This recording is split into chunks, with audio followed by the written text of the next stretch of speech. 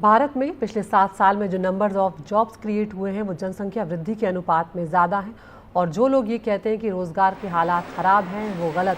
ये कहना है नीति आयोग के सदस्य अरविंद विरमानी का। उनसे बातचीत की हमारे सहयोगी हिमांशु शेखर मिश्रा ने। साथ हैं अर्थशास्त्री डॉक्टर अरविंद विरमानी जो नीति आयोग के सदस्य भी हैं। एनडीटीवी में आपका स्वागत है। पहला सवाल है कि आर्थिक मोर्चे पर बहुत चर्चा होती है कि दुनिया की बड़ी अर्थव्यवस्थाओं में भारत सबसे तेजी से आगे बढ़ने वाली अर्थव्यवस्था है। आगे के लिए भी प्रोजेक्शंस बहुत पॉजिटिव हैं।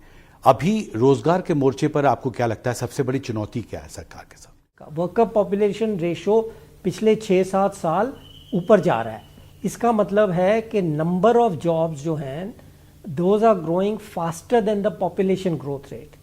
मतलब जो वर्कर पॉपुलेशन रेशो वो बढ़ रहा है। इसका मतलब है जो number of jobs are growing faster than population. तो जो लोग कहते हैं कि बहुत ख़राब हो गया है, ये है वो डिफरेंट डेटा सोर्सेज यूज करते हैं 211 का।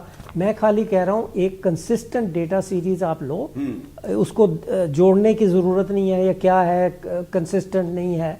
एक सीरीज हम लें तो उससे काफ़ी क्लियर है कि जॉब बढ़ रहे हैं। ओके ये जो लोग कहते हैं कि ये घट रहे हैं ये वो उसमें ट्रेंड में नहीं दिखता। कब तक आपका आकलन है कि भारत तीसरी सबसे बड़ी अर्थव्यवस्था बन जाएगा?